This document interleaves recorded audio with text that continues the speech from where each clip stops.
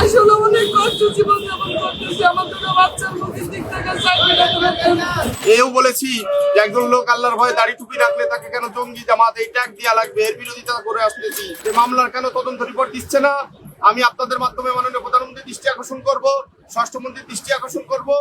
আমি আসলে মানবতার জীবনযাপন করতেছি। 2022 সালের সেই আলোচিত টিপকাণ্ডে অভিযুক্ত হয়ে দীর্ঘ 4 বছর ধরে মানবেতর জীবনযাপন করছেন পুলিশ সদস্য নাজমুল তারেক।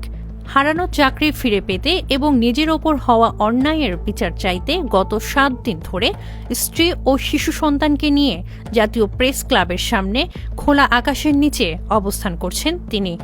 দীর্ঘ 1 সপ্তাহেও প্রশাসন বা মূলধারার গণমাধ্যমে সাড়া না মিললেও আজ শুক্রবার দুপুরে ভুক্তভোগী পরিবারের পাশে দাঁড়িয়ে সংহতি প্রকাশ করেছেন ফেস দ্য পিপলের সম্পাদক সাইফুর রহমান সাগর। যখন জানলাম যে তার পাশে কেউ এখন পর্যন্ত দাঁড়ায়নি, অনেক প্রেস ক্লাবের সামনে এখন বসে আছে তার স্ত্রী এবং সন্তানকে নিয়ে, কিন্তু দেশের এত সংবাদ মাধ্যম গণমাধ্যম এখনো পর্যন্ত তার পাশে কেউ দাঁড়ানো, মানে সে আজকে অনেকদিন ধরে এখানে বসে বসে অবস্থান কর্মসূচি করছে, অথচ তার পাশে কেউ দাঁড়ায়নি, ঠিক আগে যেমনটি দাঁড়ায়নি। তো এখন সবাই হয়তো ভালো সময় এসছে, সবাই নিজ নিজ কাজে ব্যস্ত। আমি মনে করি যে কেউ না কেউ তো শুরু করতে হবে, তাই আমি এসছি। আমার জায়গা থেকে সুযোগ ছিল বলে আমি এসছি তার পাশে। আপনারা যারা দূরে আছেন, আপনাদের জায়গা থেকে তার পাশে দাঁড়ানোর জন্য আপনাদের নিজ জায়গা থেকে চেষ্টা করে দেবেন। ভুক্তভোগী পুলিশ সদস্যের পাশে দাঁড়িয়ে সাইফুর সাগর বর্তমান সরকারের দৃষ্টি আকর্ষণ করে বলেন, সরকার যদি চায়, পুলিশ ডিপার্টমেন্ট যদি চায়, এটি খুব বড় বিষয় নয়। এটি অত্যন্ত দুঃখজনক যে একজন মানুষ 4 বছর ধরে বিচারের আশায় দাঁড়ে দাঁড়ে ঘুরছেন।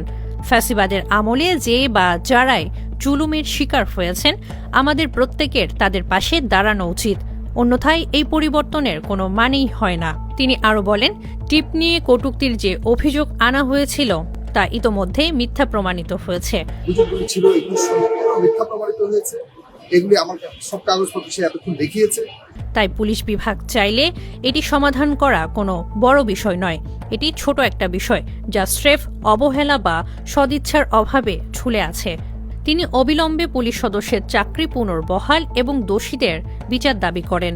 সাইফুর সাগর প্রশ্ন তুলে বলেন, নাজমুলের যদি কোনো প্রকৃত অপরাধ থাকত তবে নিয়মতান্ত্রিক বিচার হতে পারত, কিন্তু পর্যাপ্ত প্রমাণ ছাড়াই যদি এভাবে একজন মানুষের ওপর জুলুম করা হয় তবে কি আমরা ধরে নেব যে তার টুপিদারি এবং ধর্মীয় বেশভূষার কারণেই তিনি আজ এই চরম অবহেলার শিকার? সে যে যদি কোনো নারীর উপরে কোনো ইচ্ছাকৃতভাবে কোনো কিছু করে থাকে, যে অভিযোগ করেছিল তার বিরুদ্ধে, সেটি নিয়ে অবশ্যই যদি অভিযোগ সত্য হয় তার বিরুদ্ধে, তাহলে সেটি বিচার করতে হবে, তারও বিচার করতে হবে নাজমুল তারেকের। আর যদি কোনো প্রমাণ আদি না পাওয়া যায়, এরপরেও যদি তার প্রতি এই জুলুম অব্যাহত থাকে, তার মানে বোঝা যাচ্ছে যে তার সত্যিকার অর্থে তার যে শরীরের উপরে যে পোশাকাদির কথা বলা হয়েছিল, যে দাড়ি টুপি, এসবের কারণে কি তাকে টার্গেট করা হচ্ছে? তিনি আক্ষেপ করে বলেন, দেশের এত গণমাধ্যম থাকা সত্ত্বেও টানা 1 সপ্তাহ ধরে এই পরিবারের আর্তনাদ কারো কানে পৌঁছায়নি, যা অনেকটা ফ্যাসিবাদী আমলের নিয়ন্ত্রিত মিডিয়ার কথা মনে করিয়ে দেয়।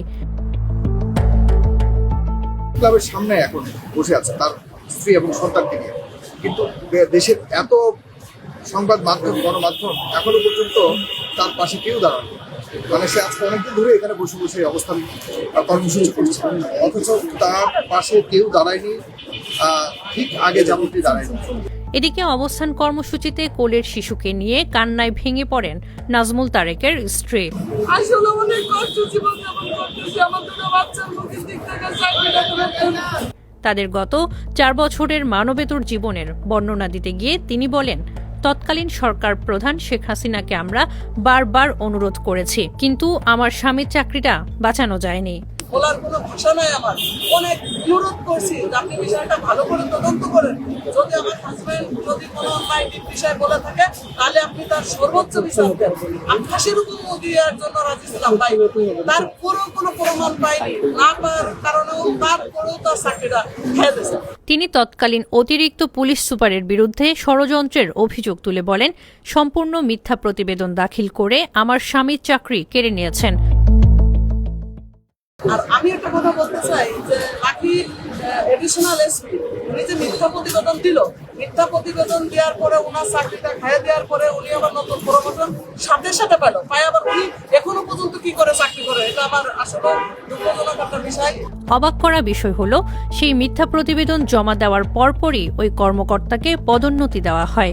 সেই কর্মকর্তা এখনও কিভাবে চাকরিতে বহাল আছেন আমরা তা জানতে চাই। চাকরি হারানো পুলিশ সদস্য নাজমুল বলেন, আমি ফ্যাসিবাদের আমলের চরম জুলুম ও নির্যাতনের শিকার। তিনি বর্তমান প্রধানমন্ত্রীর কাছে আকুল আবেদন জানান যেন দ্রুত তাকে চাকরিতে পুনর্বহাল করে স্বাভাবিক জীবনে ফেরার সুযোগ করে দেওয়া হয়।